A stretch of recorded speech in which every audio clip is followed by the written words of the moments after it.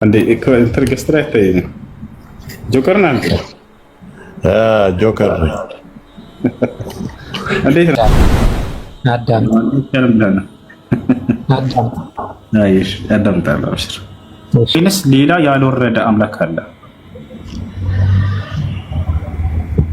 ሌላ የወረደ ያልወረደ ሳይሆን አብ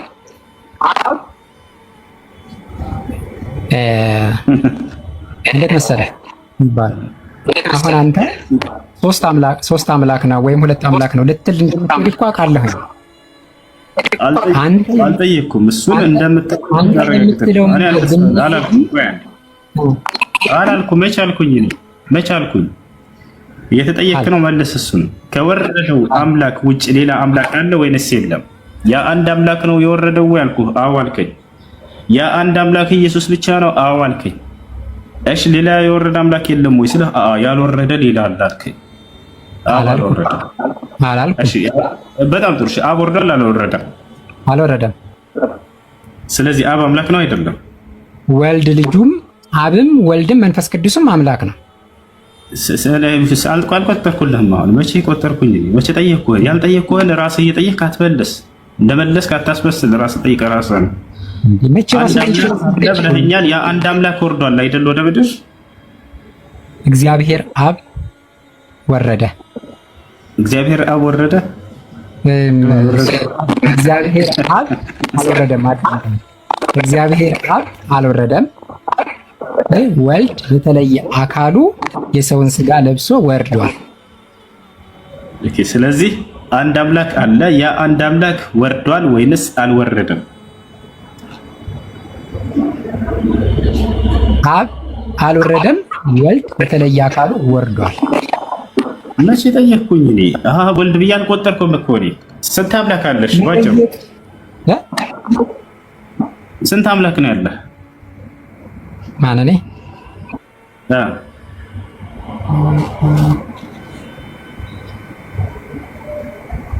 አልገባኝም። ስንት አምላክ ነው ያለ ማለት? ግልጽ ጥያቄ ነው። ስንት አምላክ ነው የምታመልከው? አንድ አምላክ። ማን ነው ያ አንድ አምላክ? እግዚአብሔር። እሺ ኢየሱስ ክርስቶስ ብቻውን አምላክ ነው ያለ አብ ያለ መንፈስ ቅዱስ ማለት ትችላለህ? አትችልም? አልችልም። አብ ያለ ኢየሱስ ያለ መንፈስ ቅዱስ ብቻውን አምላክ ነው ማለት ይቻላል? አይቻልም? አይቻልም። አያችሁ አይደል? ስለዚህ የግዴታ ሶስቱም ካልተደራረቡ አምላክ ናቸው። አምላክ ነው አንዱን ነጥለህ አንዱን አምላክ ነው ማለት አትችልም ማለት ነው። ልክ ነህ። ተገዳድሮ የሚቆም አምላክ የለም ማለት ነው። አስተውሉ። አንዱ ያለ ሌላው መቆም አይችልም። አያችሁ? እሺ ዮሐንስ ወንጌል ምዕራፍ 17 ቁጥር 3 ምን ይላል? ለምን የመጀመሪያ ጥያቄ ላይ ተመልስልኝ። እንዲህ ወዴት አንዱን ጠይቀህ አንዱን ወደዛ መሄድ ነው ሲጀመርኛ የስላሴን አንድነትና የስላሴን ሁለትነት ሶስትነት አብ ስላልክ እኮ ነው። አብ ብቻው እንደ አምላክ እንደሚባል ላሳይህ ነው። ክርስትና ከመጽሐፍ ቅዱስ ውስጥ ነው የምንላቸው። ለዚህ ዮሐንስ ወንጌል ምዕራፍ 17 ቁጥር 3 አንብበው። አዳምጠኛ። ርዕስ የለህም ስታወራ፣ ሁሌም እንደዚህ ነው የምታወራው። እስካሁን ድረስ በስነ ስርዓት እያስተናገርኩህ ነው። በስነ ስርዓት አውራ እኮ እኔም እኮ እኔ ቅድም ጥያቄ ምን ብዬ ጠየቅኩህ? አሁን አንዱን ያለ ሌላው ካልሆነ ሁለት ሶስቱም ካልተደራረቡ በስተቀር አንዱን ብቻውን ነጥለን አንድ አምላክ ብቻህን አምላክ ነህ ማለት አንችልም ብለህናል አይደለ? እሺ አሁን ደግሞ ማለት እንደሚቻል መጽሐፍ ቅዱስ ላይ ላሳየህ ነው። ይኸውልህ አዳምጠኝ። ወልድ ብቻውን አብና መንፈስ ቅዱስን አላቃቸውም። አምላክ ወልድ ብቻ ነው ካልክ ክህደት ነው። እሺ አሁን ስለዚህ እኔ ደግሞ ማስረጃ ላሳየህ። አብን ብቻውን አምላክ ማለት ይቻላል አይቻልም? እግዚአብሔር አብ፣ እግዚአብሔር ወልድ፣ እግዚአብሔር መንፈስ ቅዱስ ብለን የምታምነው። እሺ አብን ብቻውን አምላክ ነው ማለት ይቻላል አይቻልም? ቅድም አይቻልም ብለሃል። ሐሳብህን እንዳትቀይር። ከቀየርክ ትችላለህ። ነው አብን ለምን ቀየራለህ? አንተ ስለነገርከኝ እኮ አይደለም እኮ ማምንበትን እኮ ነው እየነገርኩህ ያለሁት። አብን ብቻውን አምላክ ነው ማለት ይቻላል አይቻልም?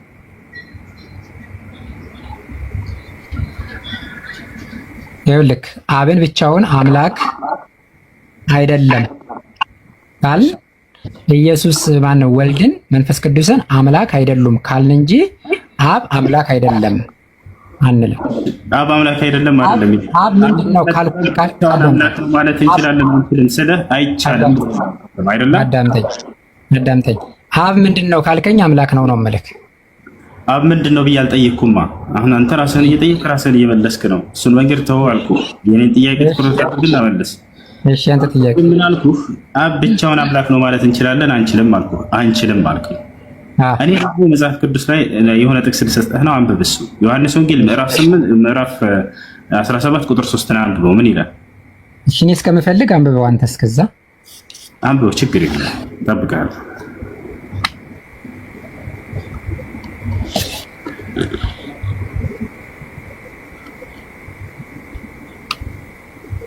ዮሐንስ ወንጌል ስንት? ምዕራፍ 17 ቁጥር 3። እሺ ልጆች ኮሜንቱን ክፈቱላቸው። እንትን ምንድነው ይሄ? ኮፒ ሊንክ አድርጉ። ምንም እኔ መቆጣጠር አልችልም፣ ያው መክፈት አልቻልኩም። ኮፒ ሊንኩን ስንት ነው ያለው? እኔ አይታይም። ምዕራፍ 10 ስንት ነው ያልከኝ? ምዕራፍ 17 ቁጥር 3።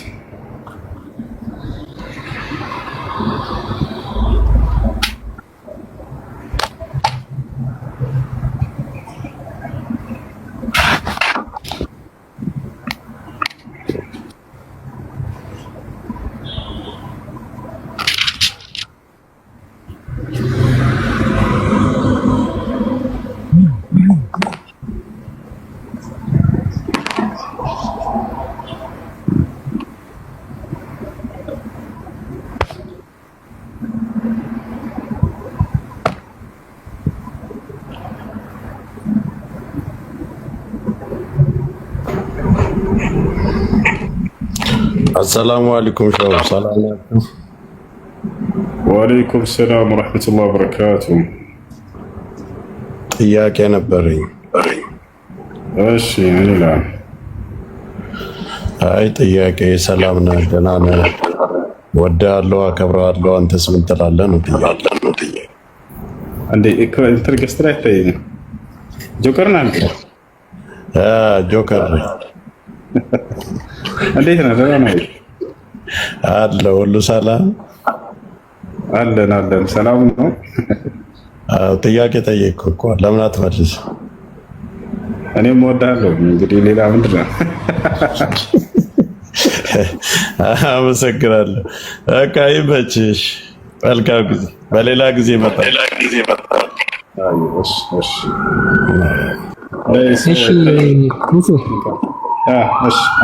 ብቻህን እውነተኛ አምላክ የሆንክ አንተን የላከውንም ኢየሱስ ክርስቶስ ስምን ያውቅ ዘንድ ይህም የዘላለም ሕይወት ናት የሚለው ነው ያንተ ጥያቄ። አይዋ ብቻህን አምላክ የሆንክ የተባለው ማን ነው? እዚህ ጋር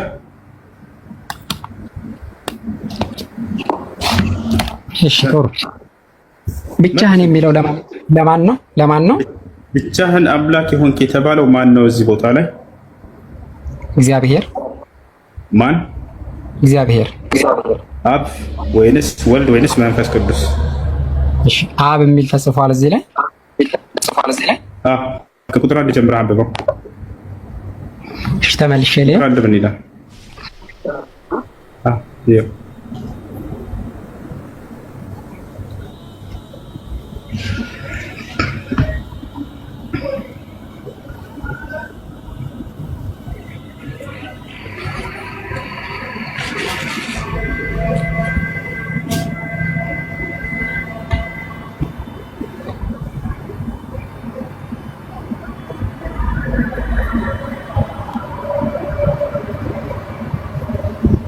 እሺ በጣም ጥሩ። ምን ይላል እዚህ ጋር? ብቻህን የተባለው አብ ነው። ጎበዝ ልጅ። ስለዚህ አንዱን ነጥለን አብን ብቻህን ማለት እንችላለን ማለት ነው። አዳም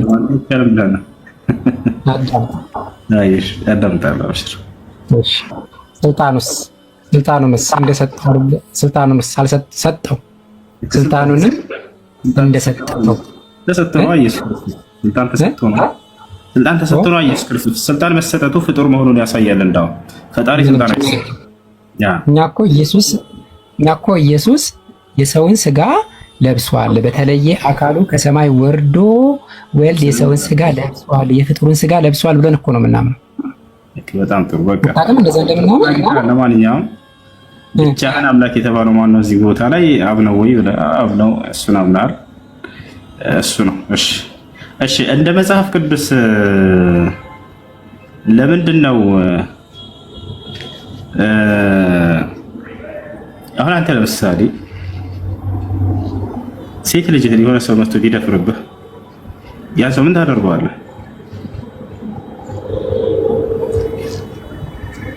ሴት ልጅህን ብላቴና ነች፣ ድንግልናዋን መጣና ወሰደብህ። ከዚያ የፍርድ ቤቱ ዳኛ መጣና ምን አለ?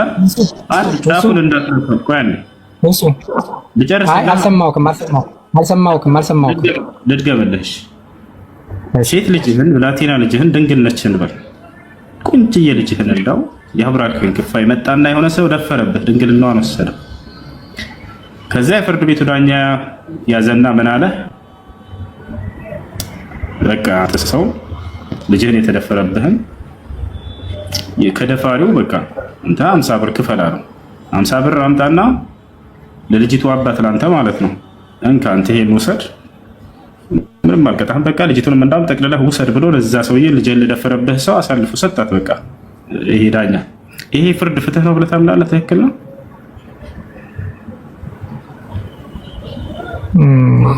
እንትኑ ምሳሌው ራሱ ለኔ ግልጽ አይደለም። ልጅቷ ተደፈረች። ልድገምልህ። አንተ ሴት ልጅ አለህ ብላለች። መጣና የሆነ ሰው ደፈረብህ ልጅህን። ዳኛው መጣና ሊፈርድላችሁ በመካከላችሁ 50 ብር ተቀጣ አለው ሰውየውን የደፈረብህን። ያን ብር በቃ 50 ብር ተቀጣ፣ ለ50 ብር ላንተ ማምጥቶ ይሰጣል። ከዛ እሱ ጫፉ አይነካም ያ ሰውዬ። እንዳውም ምን ያደርግለታል ዳኛው? የደፈርካትን ልጅ ወስደህ ውሰድ፣ በቃ 50 ብር ከፍለህ ውሰድ አለው ሰውየው። ልጅቱን አንጠልጥሎ ይዘብህ ሄደ፣ ደፍሯትም ማለት ነው። ለአንተ ግን 50 ብር አምጥቶ ተቀጥቷል፣ አለቀ። ይሄ ፍርድ ይሄ ዳኛ ትክክል አደረገው ብለህ ታምናለህ? እኔ የዳኝነት ባለሙያ አይደለሁም እኮ። ይሄ ነገር በአንተ ልጅ ላይ ቢደረግ እንደዚህ አንተ ትስማማለህ? ትቀበላለህ? ይሄን ፍርድ ልጅህን ደፍሮብህ ድንግልናዋን ወስዶብህ እዛ በኋላ ዳኛ መጣና 50 ብር እንካ በቃ ተቀጣ አለውና እና 50 ብር ቀጣው። ልጅቱንም በዛ አጠቃለሁ ውሰድ አለው። ትስማማለህ በዚህ አንተ? ልጅቱንም ውሰድ አግባት፣ ወይም እዛው እንደፈለክ አድርጋት ተባለ። አዎ ለአንተ 50 ብር ይቀጣል። በቃ ሰው ጫፉ አይነካም ይሄ ሰው። እሺ ብሩ ወይም ቅጣቱ የተላለፈበት ሰዓት የቆየ ስለሆነ 50 ብር ብዙ ሆኖ ሊሆን ይችላል በሰዓቱ። እሺ ብር ተቀጣ፣ በብር ቅጣት ታለፈ እንበል። ነገር ግን ልጅቱን የደፈራት ሰውዬ እንዴት በገንዘብ ተቀጥቶ ቢያልፍ ፍትሃዊ ነው ብለህ ታምናለህ ወይ ነው? ይሄ የምድራዊ ሕይወት ስለሆነ ባላምንበትም ልቀበለው ግዴታ ሊሆንብኝ ይችላል። ወይም የምድራዊ ሕግ ስለሆነ የምድራዊ ሕግ ስለሆነ ጥሩ። የአምላክ ሕግ እንደዛ ቢሆንስ እንደው ፍትህ ነው ብለህ ታምናለህ? ለምሳሌ የአምላክ ሕግ ቢሆን አሁን ይሄ ፍርዱ እሺ፣ ቅድም በምሳሌ ላይ ጠየቅኩህ እኔ ዳኛ ነው ያልኩህ ምድራዊ ስለሆነ እሺ፣ እንደው ፈጣሪ እንደዛ ብሎ ቢፈርድ ትክክል ነው ይሄ ፍርድ ብለህ ታምናለህ? ልጅ ተደፍራ 50 ብር ከፍሎ የሰው በቃ ልጅቱን አጠቃሎ በዛው ይወሰድ አንተ ዘንድ በል ቢልህ አባት ምን ትላለህ? ትክክል ነው ብለህ ታምናለህ? የፈጣሪ ፍርድ እንደዚህ ሊሆን ይችላል? የፈጣሪ ፍርድ ከሆነ መግደልም ይችላል፣ መውሰድም ይችላል፣ ለሌላ ሰው ማሳለፍ ይችላል። ስለዚህ ፍርድ ትክክል ነው ብለህ ታምናለህ አንተ?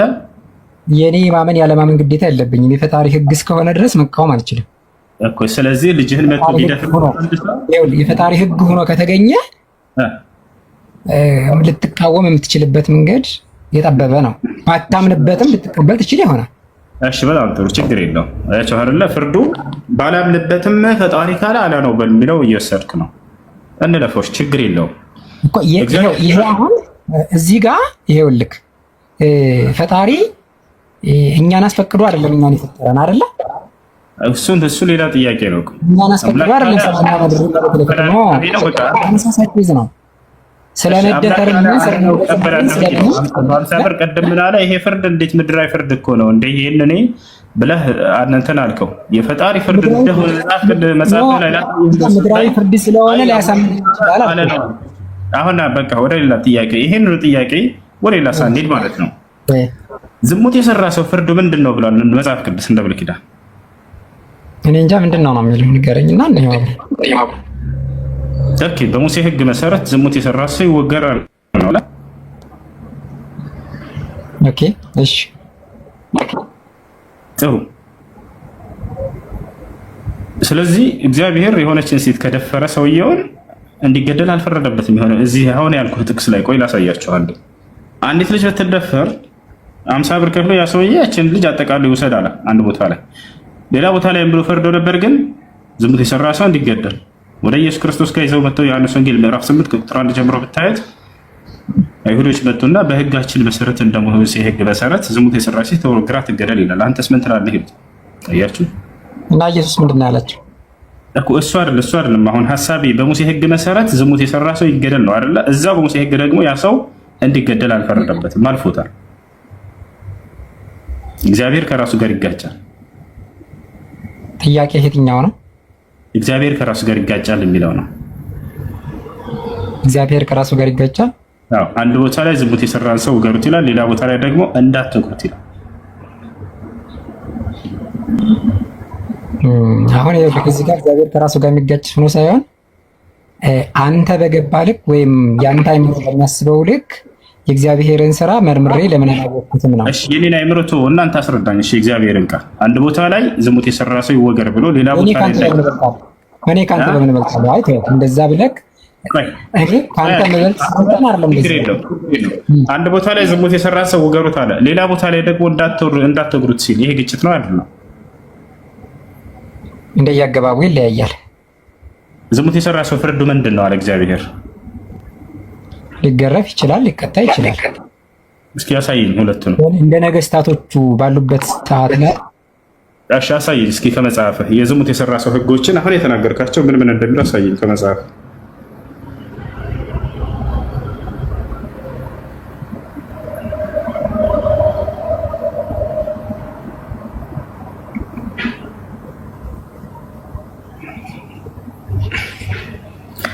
መልስ የለም። እሺ ጥያቄ ክርስቲያን ካለ ግባት ይችላል። በነገራችን ላይ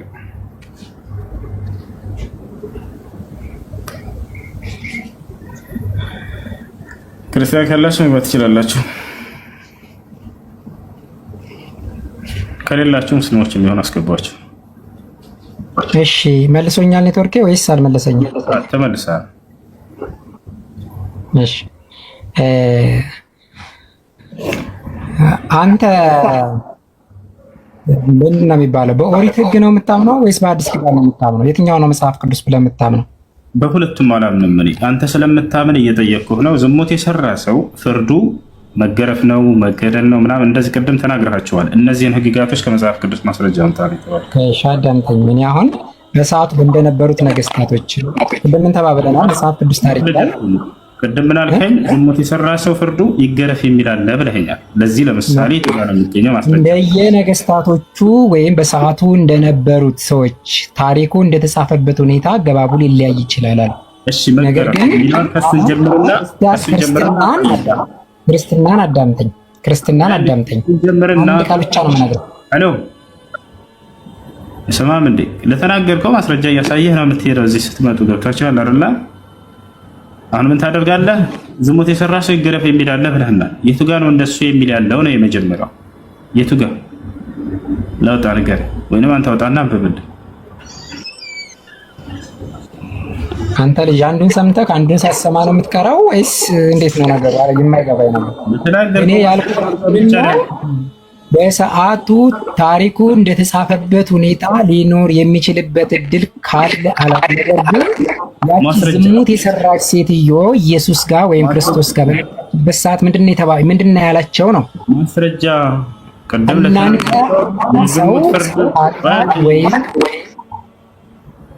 በጨበጣ ከሆነ የምታወርደው አታልፈና ታድክም። ማስረጃ ይዘህ ከሆነ ያ ማስረጃ እየተጠየቅን አውራ። በሱ ሲጀመር አንተ በመጽሐፍ ቅዱስ በኦሪትም በአዲስ ኪዳንም አላምንም አልከኝ አይደል? ለምን ለአንተ መጽሐፍ ቅዱስ ማንበብ አይጠበቅብኝም እኮ ስለሆነ ብላንተ ማንበብ አይጠበቅብኝም በሚል አታምልጥ። ማስረጃ ከሌለህ የለኝም በል። ዝሙት የሰራ ሰው ይገረፍ የሚለውን እሺ ጥሩ። አንተ በመጽሐፍ ቅዱስ ታምናለህ አታምንም? እሱ አይደለም ጥያቄያችን። አላምንም የአራት ነጥብ ነኝ። ይቅርታ አራት ነጥብ ካላመንክ ታዲያ ለምንድን ነው ሌላ መጽሐፍ ቅዱስ ፈልጌ የማማነበው? እየተወያየህ ነዋ። መጽሐፍን ይዘህ እየተወያየህ ስለሆነ ለምትጠይቀው ማስረጃ አምጣ። እንደ መጽሐፍ ቅዱስ ተብለህ ስትጠየቅ ጊዜ መልስ መለስክ። ማስረጃ አምጣ ስትባል ደግሞ ለዚያ ለተናገርከው ነገር ማስረጃ ማምጣት አለብህ። ዝሙት የሰራ ሰው ፍርዱ ምንድን ነው ስለ ጠቀስክ። ለምሳሌ መገረፍ አልከኝ። ዝሙት የሰራ ሰው ይገረፍ የሚል መጽሐፍ ቅዱስ ላይ አለ ወይ አልኩኝ። አሁን ማስረጃ አምጣ። ከሌለ ያለኝም ነው። እኔ ዝሙት የሰራ ሰው መጽሐፍ ቅዱስ ላይ ይገረፍ ነው የሚለው ነው ያልኩት። አዎ ቅድም ብለህ ዝሙት የሰራችውን ሴትዮ ኢየሱስ ጋር ይዘዋት ሲመጡ ምንድን ነው ያለ ስትል ከእናንተ አንድ ሰው ያልክ አቆም። እሺ ወደ ሌላኛው ሰው ፍርዱ ምንድን ነው ብዬ ጠየቅኩህ አይደለ? መገረፍም የሚል አለ። በሰዓቱ እንደነበሩት ነገስታቶች ወይ አንዴ ከነዚያ መገረፍም የሚል አለ ብለህ በሰዓቱ እንደነበሩት ነገስታቶች ብለሃል። ግን መገረፍም ብለሃል አይደለ? መገረፍም ብለሃል አይደለ? ዝሙት የሰራ ሰው እና ታዲያ እንደናንተ መጽሐፍ መገደል ልበልህ እንደ አንገቱን መቆረጥ ልበልህ? እሺ ጥሩ መገረፍ የሚለውን አሳየኝ። በቃ አሁን አንተ ከመጽሐፍ ችግር የለውም። እሺ በሰዓቱ የነበሩት ነገስታቶች ዝሙት የሰራን ሰው በራሳቸው ህግ፣ በምድራዊ ህግ ይቀጣሉ፣ ይታለፋል፣ አለቀ። ግን ይገደል የሚል ህግ የለበትም በመጽሐፍም በህግም። አልጠየቅኩም። መገረፍ የሚለውን አሳየኝ ነው የተባልከው። ማስረጃ አለ? አሁን ስለ መገረፍ እያወራ ያለው መገረፍ የሚል አለ እያለ ያለው አንተ ወይስ ነው? እኔ አሁን አለ የለም የሚል ድምዳሜ ላይ እየነገርኩህ ነው። አምጣ ብለህ ከወጣህ በኋላ እንደሌለ ስታውቅ ጊዜ አላልኩም ብለህ ተሸመጠጥክ። ለምን? ትልቅ ሰው አይደል? መገረፍ የሚል አሳየኝ ከመጽሐፍ ቅዱስ የሰራ ሰው ይገረፍ የሚል አሳየን እስኪ። ታሳያለህ? ይሰቀል የምትሉ እኔ ስማ ጦጣ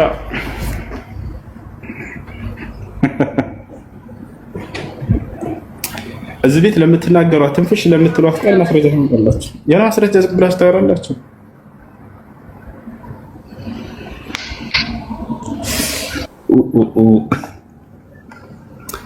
እሺ ጥያቄ አለ፣ ይቀጥል።